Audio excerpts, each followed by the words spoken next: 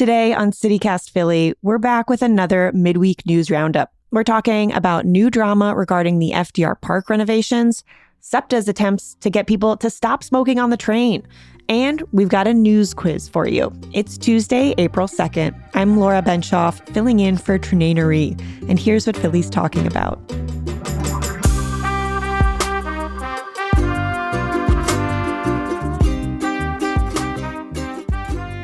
Joining me this week is CityCast Philly producer Abby Fritz. Good morning, Abby. Hey, Laura. Morning. And Hey Philly newsletter editor Asha Prihar. Morning, Asha. Good morning. Okay, let's get right into it. So in the past, we've interviewed both supporters and critics of this massive renovation project in FDR Park in South Philly. We'll have links to those previous episodes in our show notes. But this week, there were some pretty big updates on these renovations. Abby, can you catch me up? Yeah, absolutely. So to kind of start off, if people don't really know what the FDR Park plan is, according to the website, this is a partnership of the Philadelphia Parks and Recreation and Fairmount Park Conservancy. It's a $250+ million project with tons of goals, like building athletic fields and playgrounds, all on this 348-acre park in South Philly. So last week, a few things came up. I read in the Inquirer that 11 residents have filed a lawsuit in opposition to these plans to change the park, citing kind of a number of reasons, like changing the wildlife and the wetlands and adding turf fields, which they say is violating the public trust doctrine, which, if you don't know, protects things like access to pure water and preservation of the environment. They also stated that for changes like this, there needs to be city council and court approval, which they haven't gotten in this case yet for the FDR Park plan.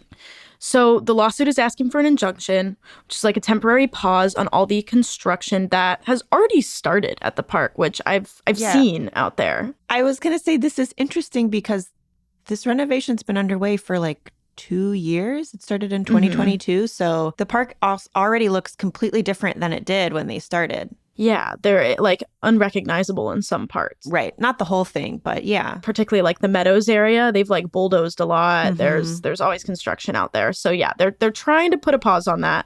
But I don't know, this is like a blanket pause on all of the construction that's going to happen across the entire park. Okay. But we'll see. They would have to be granted that, which as of right now, they have not. Okay. But their focus has really been on this area you mentioned, the Meadows, right? Which is this former kind of public golf course that was shut down and became a really beautiful wild space during the pandemic. What do they want to see happen there? Yeah, totally. The city wants to put a variety of athletic courts, a picnic area, a playground, and even a parking lot in this area. But the people who have brought this lawsuit are trying to get it completely paused so that nothing will happen. They say this area has kind of become a sanctuary for residents. It turned into an area where people can hike and people can kind of be in nature. The golf course kind of just over the pandemic got overgrown and it got rewild in there. Yeah, exactly. So they want to see it stay that way, and the city does not. Got it. Okay, so this is a lawsuit that's been brought by critics, obviously, of this renovation. We've been hearing criticism of this plan kind of since the beginning, but there are also people who support this plan, right? People who want more athletic fields. What are they saying about this pause or about the idea that this plan should just sort of stop right in the middle? Yeah, absolutely. There are supporters. And this was one of the 2 episodes we did back in 22 was on this, the supporters. We spoke with a youth sports president, Anthony Meadows, about how few athletic fields there are for kids in the city. And so, they talk about how having more fields would really be helpful and could even spur not just more places for kids to practice, but they could also have tournaments there with the parking lot and all of the infrastructure. So it would be something that a lot of people would get use out of. And there is considerable amount of support for. And there was another news article that I think caught my eye, at least, about the Meadows last week, too. Something about really old trees. What's going on there?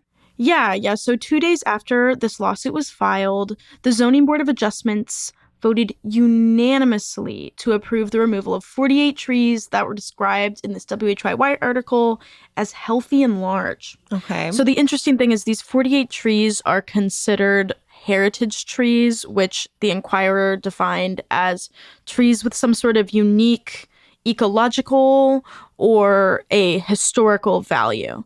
And they're protected. So the Philadelphia Parks and Recreation and Fairmount Park Conservancy had to ask for a special exception to cut them down, basically. So on top of these trees, they're also going to cut down 16 heritage trees that are dead or damaged or diseased, and then around 375 other trees. Got it. Okay. So this is part of this big change in the landscape there, right? Mm-hmm. They do plan to replace the ones they're cutting down with more than 1,000 saplings or like little baby trees. And in the place of the trees they're cutting down, this is where they're going to put the sports fields, courts, playgrounds, and a picnic area. As of right now, it's not clear if the injunction will pause the construction and pause the cutting down of these trees. They haven't cut them down yet, even though they've got the go. But we don't really even know the status of the suit so far. So all of these things could change in the coming days, but it's definitely continues to complicate this plan that has been changing FDR Park for the past couple years. All right. Thanks, Abby. More recent news after the break. This is CityCast Philly.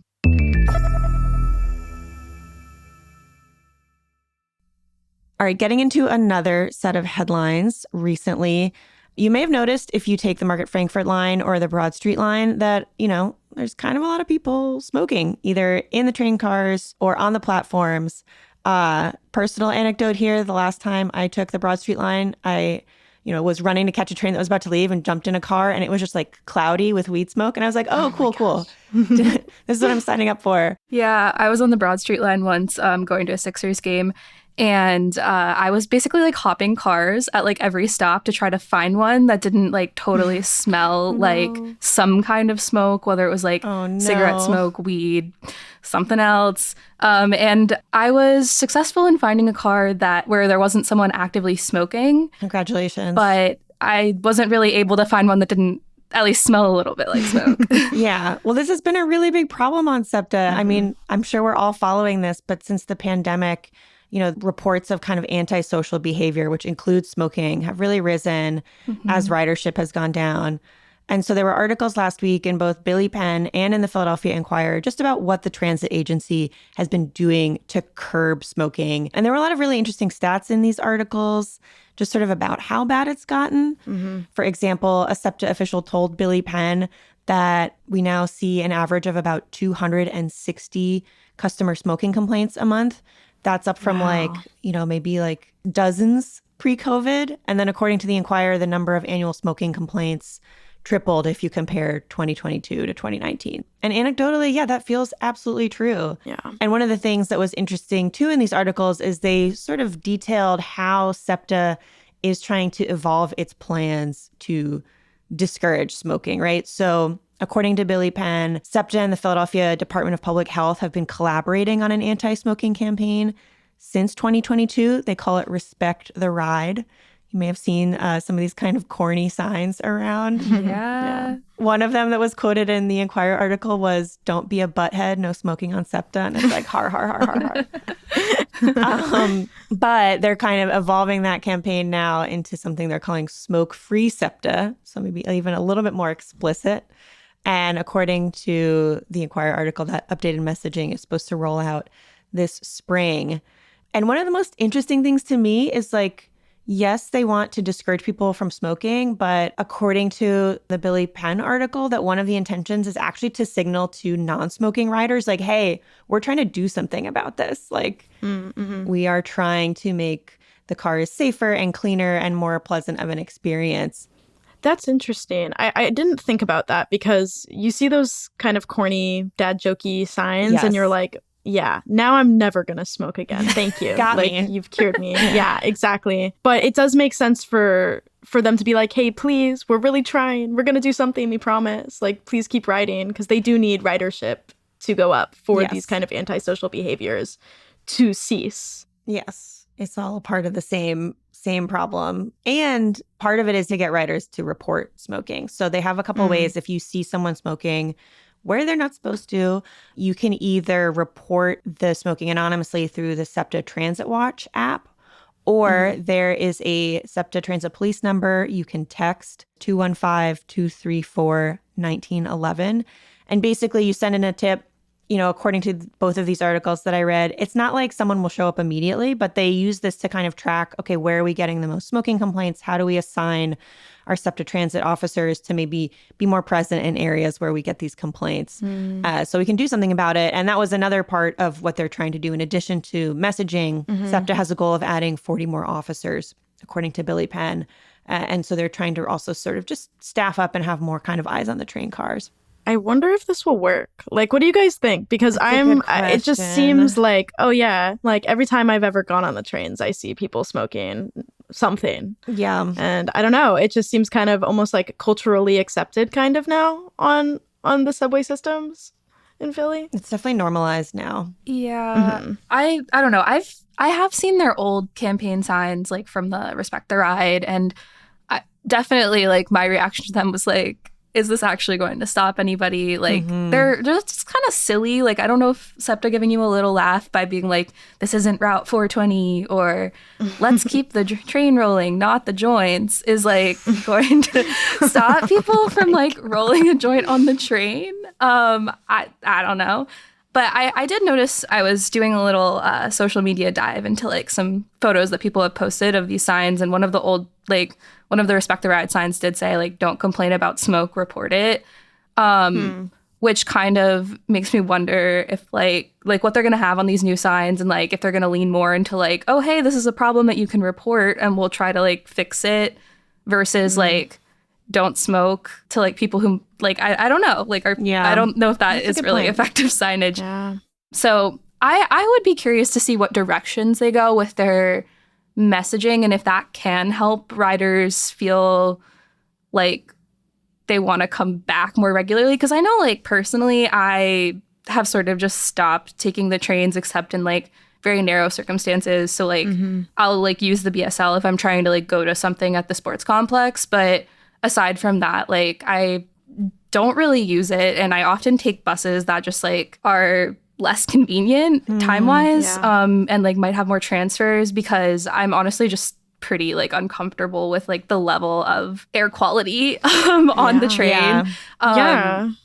And beyond it being just like uncomfortable, it's also like definitely like a health issue. People have asthma. People don't want to be around this. Like, I wear masks on the trains if I have to take them. Me too. For a variety of reasons, but definitely, just for my peace, because I don't want to smell whatever smells are happening on the train. Yeah. Yeah. I also just wonder, I think one of you said it's just become so normalized, and I don't think I realized that you can get a $25 ticket if you're caught smoking. And I think maybe there just hasn't been as much enforcement. I'm not sure about that. But if people do start getting tickets a lot and like the norm shifts, I could see something potentially changing. Because right now it feels like a lot of stuff happens on SEPTA and there's just like no consequences, or there's no like recourse for it. Totally. I think sometimes people, it's just convenient. Like, they have the joint with them, they have the cigarette with them on the platform. They're just going to smoke it because they know there's no repercussions. But if there's some sort of actual penalty looming, it might actually help. Yeah, TBD. We'll see if smoke-free SEPTA, is achievable or not. All right. Time for a little news quiz. Asha, put me and Abby to the test. What are you going to quiz us on today? Yeah, so I decided that we're going to try something new today. Instead of our trivia questions, I'm just going to try to quiz you a little on like current events. Have you guys ever like done news quizzes before? Yeah, like on my phone. Fair enough. Yeah, so I'm basically just going to ask you about some current events in Philly. Are you ready? Yeah, let's go. All right. Should we just call out the answer if we know it? Yeah, go for it. There's one of these questions is multiple choice. So if you want to just wait for me to read this off, I'll let you know before I ask the question. But otherwise, you can just call it out. Cool. Sweet. So first question. The Philadelphia Parking Authority recently stated that they're going to be cracking down on sidewalk parking starting in May to help make sidewalks more navigable for people with disabilities. How much is the fine for sidewalk parking outside of Center City? Oh, shoot. That's a great question. I read this article. Is it like $35? It's more. $50? I feel like it's like 80 for some reason, but maybe I'm thinking of like parking in handicap spots. Yeah, you might be. So it's $51. So you're really close, Okay. Laura. Okay. Good job, Laura. Outside of Center City. In Center City, it's $76. Mhm. And this is according to the Inquirer. They did a story on this last week. Nice. Wow. Glad to see it. Don't do it. That's suspensey. Yeah. Yep. All right. So next question, we're going to look back a little at the weekend. So on Saturday, there was a pro-Palestine march in Philly to observe Land Day and call for an end to U.S. military aid to Israel. The demonstration happened on a highway. And my question for you is, which highway? 676, right? Ding, ding, ding. I feel like that's where all the protests go. It's like a very contained area to try to cut off traffic. And it's like close to Broad. Exactly. You can Yeah. march there from Broad, which a lot of protests do. Yeah. Makes sense. Yep. So it was on I-676. And according to the Inquirer, around 70 of the demonstrators were arrested. Wow. Wow, that's a big protest. So, next question. 2 Philly food businesses were forced to close in 2022 because of severe fire damage. One of them just reopened this week, and the other is targeting May 1st for its reopening. What are the 2 businesses? I know one. So, yeah, I know May 1st is Jim's. Yes. Jim's Steaks Jim's is on reopening South on Street. South Street. Yes. Very excited. I mean, the business that was damaged right next to it, or no, this was a different. You're talking about 2 food businesses? 2 food businesses specifically. Okay. Oh, I don't know if I know the other one. Oh, no. Oh my gosh, I might not know this one, Asha.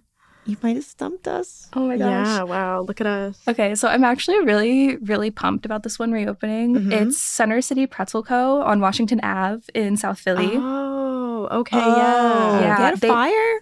Oh, They man, had this missed me. they had a fire back in 2022. I believe it was in September. It was after the Jim's fire had happened. And they have been working on reopening for the last 18 months. And their first day back was April 1st, Monday. Wow. So I'm like super excited to go back and get those pretzels because like their pretzels are like so cheap. You can get so many and they're so good. Like I love this place. So super excited for them to be back. Nice. Well, we got that 50% right. Yeah. I figured that one was probably a little bit of like a deeper cut than Jim's because I know a lot of people have been talking about Jim's. Yeah. So next question is looking ahead. So Philadelphia will be hosting WWE's WrestleMania 40 from Thursday through Monday. It's like this big international event. So there are going to be people coming from all over the world. How many arriving passengers is Philadelphia International Airport expecting to see on Thursday and Friday? This one's multiple choice. Okay, So yeah, I was going to say. Yeah, good. your options are A, 32,000, B, 50,000, C, 65,500, D, 85,500. I'm guessing the biggest number. There's a lot of people expected to come. I'm going 85. I feel like it's the 65,500 one. All right. All right, so Laura got it. It's 85,500, Yes. according to the Philadelphia Business Journal. Yeah, this is a huge event. There are going to be like tons and tons of people going to this stuff. Get ready. If you're in Center City, it's going to be WrestleMania everywhere, I guess. Yep. The convention center is hosting a convention type thing like every day. And then Makes South sense. Philly is also going to have a ton at the sports complex. So get ready. Wow. My gosh, I hope I see some wrestlers just like hanging out, like walking around. Maybe. Gotta find the bar where they all go to afterwards. Cool. Well, thank you for quizzing us, Asha. I hope we did well enough for you. If not, make the questions easier next time. I think you guys did a great job. Thank you. I think we did too. I'm proud of us. Yay. Yeah. Good job, everybody. Thanks for playing. Yeah. All right. That was our Hey Philly newsletter editor, Asha Prihar. Thank you so much for quizzing us. Of course. And our CityCast Philly producer, Abby Fritz. Thanks for having me, Laura. All right. We'll have links to all of the stories that we mentioned in our show notes.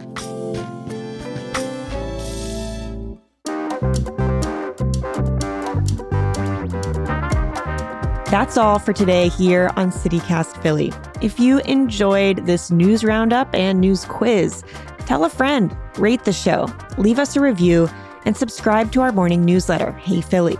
We'll be back tomorrow morning with more news from around the city. Bye.